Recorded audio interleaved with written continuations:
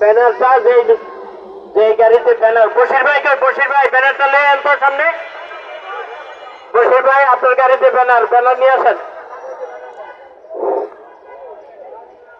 যার গাড়ি শেষে তালা মেরে সামনে এসে তালা মেরা ছেড়ে করেন না, কিন্তু একে কিন্তু ভদ্রলোক আছে বহুত। ব্যাটারি থাকবে না, চাক্কা থাকবে না, হলে মোবাইলও থাকবে না, মানিব্যাগ তো নাই মনে হয় পকেটের।